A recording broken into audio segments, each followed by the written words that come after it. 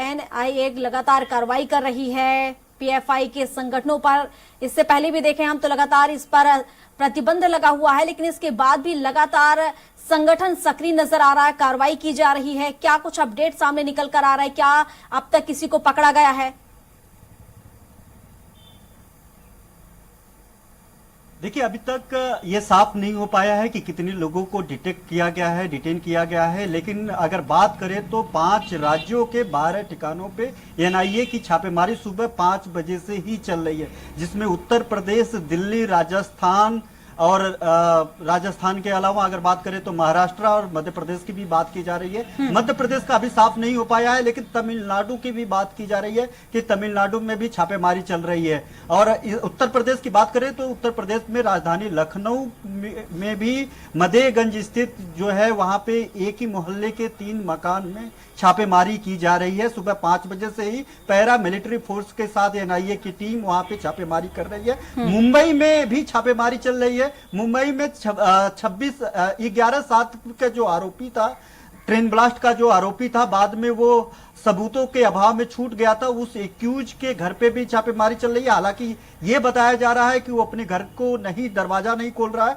वो साफ तौर पे अंदर से कहता हुआ सुनाई दे रहा है कि आप सर्च वारंट लेकर के आए, आप अपना आई कार्ड दिखाएं तब हम अपना घर खोलेंगे, हम अपने वकील से बात करेंगे तब खोलेंगे। लेकिन अगर ओवरऑल बात की जाए कि ये छापेमारी क्यों हो रही है, तो बताया जा रहा है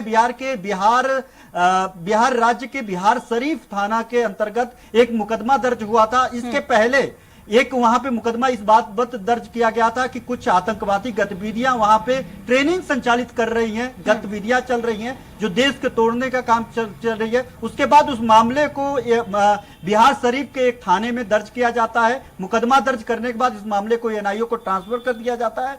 अब जो है उस मामले में सर्च ऑपरेशन जारी है और अभी भी सर्च ऑपरेशन जारी है।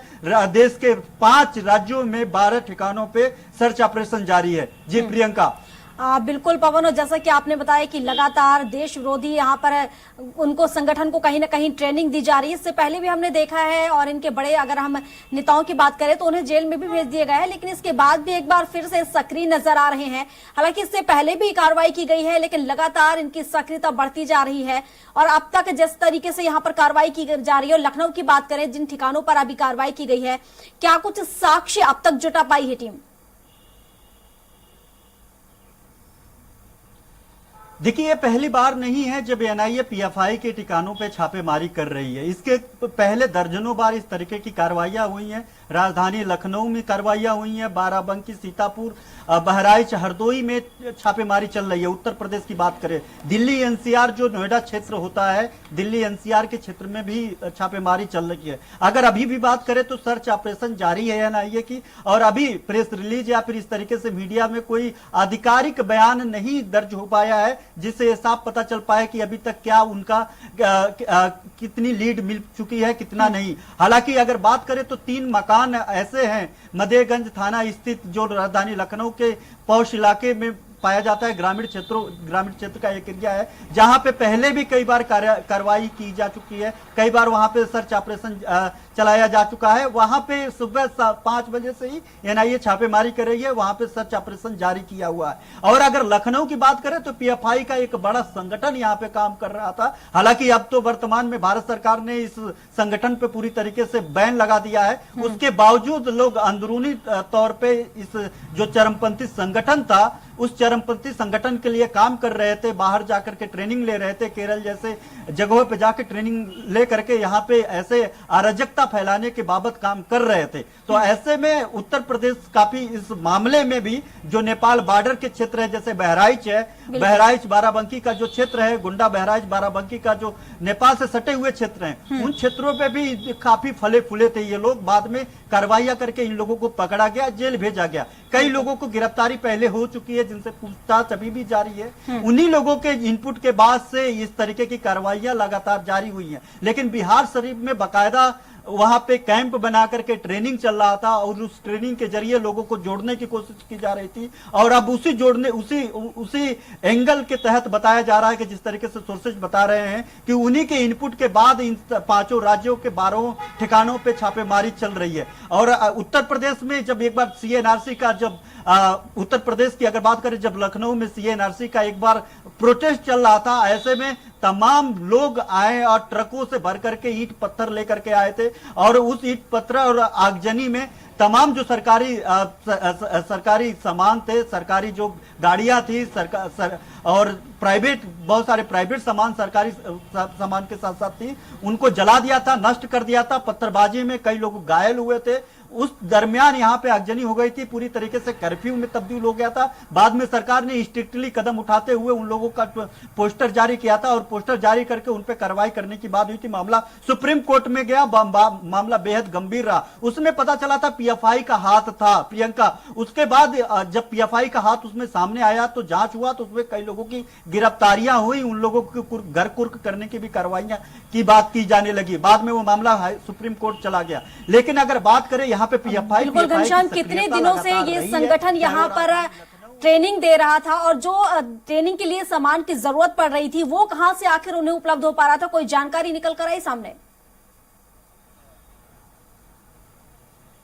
देखिए, इसके पहले अगर कार्रवाई की बात करें, अभी आज की तो साफ नहीं हो पाया है, लेकिन इसके पहले जितनी भी कार्रवाइयां हुई हैं, जाकात के जो फंड आते थे विदेशों से, जाकात के उस फंड का उपयोग किया जाता था। और यही कारण रहा कि तमाम ऐसे लगभग 42 मदरसे थे जिन मदरसों को बंद किया गया। ये मदरसे वो संगठन चलाते थे जो पीएफआई के लोग जुड़े हुए थे उससे। और उस मदरसों को जो खासतौर पे अगर बात करें तो ऐसे तमाम ईडी ने उन बैंक अकाउंट को जो उनसे जुड़े हुए थे जिसमें जकात के पैसे आते थे, उस बैंक अकाउंट को बंद किया था। सबसे बड़ी बात थी, जकात के नाम पे पैसे ला करके इस तरीके के कुकृत्यों में उसका इस्तेमाल किया जाता था। लोगों को पता नहीं चल पाता था। जो वहां पे मुस्लिम कम्युनिटी के लोग पढ़ने जाते थे उनको लगता था कि मैं पढ़ने जा रहा हूं, एक हमारा संगठन है। लेकिन जब उसकी जांच हुई, सर्वे हुआ, तो पता चला कि ये लोग अवैध तरीके से जो नियम विरुद्ध, जो कानून विरुद्ध है, उन नियम विरुद्ध इस तरीके के मदरसे चला रहे हैं और जकात के फंड से फल फूल रहे हैं। जिसके बाद उत्तर प्रदेश सरकार और सेंट्रल की कई एजेंसियों ने